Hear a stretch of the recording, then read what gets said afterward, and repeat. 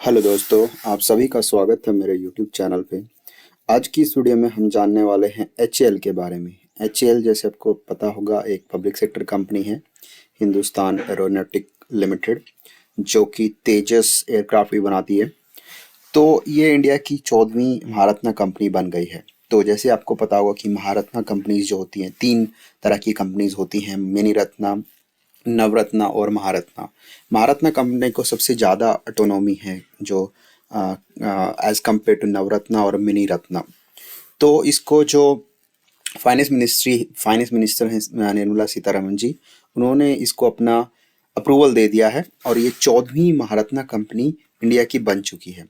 अब अगर हम बात करें इसके अलावा और कौन कौन सी महारत्ना कंपनीज हैं, और ये जो कंपनी है ये डिपार्टमेंट ऑफ डिफेंस प्रोडक्शन के अंडर आती है। जैसे अगर कोल मिनिस्ट्री के अंडर की पीएसयूज कहें तो कोल इंडिया लिमिटेड है, SCCL है। इसी तरीके से हर जो मिनिस्ट्री है उसके अंडर कुछ पीएसयूज है। तो ये जो पीएसयू है ये डिपार्टमेंट ऑफ डिफेंस प्रोडक्शन के अंडर में आती है।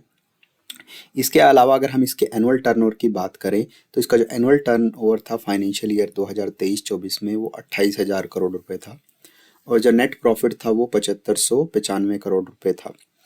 तो अब इसके अलावा बात कर लेते हैं कि जो बेनिफिट्स होते हैं महारत्ना कंपनी के वो क्या होते हैं। तो जो महारत्ना कंपनी है उसके पास बहुत ज़्यादा ऑटोनॉमी होती है, वो हायर इन्वेस्टमेंट कैपेबिलिटीज़ होती हैं उसके पास, और स्ट्रैटेजिक फ्लेक्सिबिलिटीज़ होती है। तो अगर हम एचएएल की बात करें तो ये 5,000 करोड़ या 15% ऑफ इसकी जो नेटवर्थ है वो एक सिंगल प्रोजेक्ट में इन्वेस्ट कर पाएगी, जिसके लिए कि इसको गवर्नमेंट का अप्रूवल की ज़रूरत नहीं पड़ेगी। इसके अलावा ये इसके पास फ्रीडम होगी मर्जर्स, एक्विजिशंस और स्ट्रेटजिक इन्वेस्टमेंट करने की, बोथ डोमेस्टिकली और इंटरनेशनली भी। तो अब अगर हम बात कर लें कि इंडिया में कौन कौन सी महारत्ना कंपनीज हैं जो अभी फ़िलहाल में हैं, तो ये 14वीं बनी है। इसके अलावा 13 कौन कौन सी हैं, तो पहली हो गई नेशनल थर्मल पावर कॉरपोरेशन यानी NTPC। इसके अलावा ONGC, oil and natural gas corporation, steel authority of India limited, SAIL, भेल यानी कि भारत हैवी इलेक्ट्रिकल्स लिमिटेड। इसके अलावा IOCL हो गई, इंडियन ऑयल कॉरपोरेशन लिमिटेड।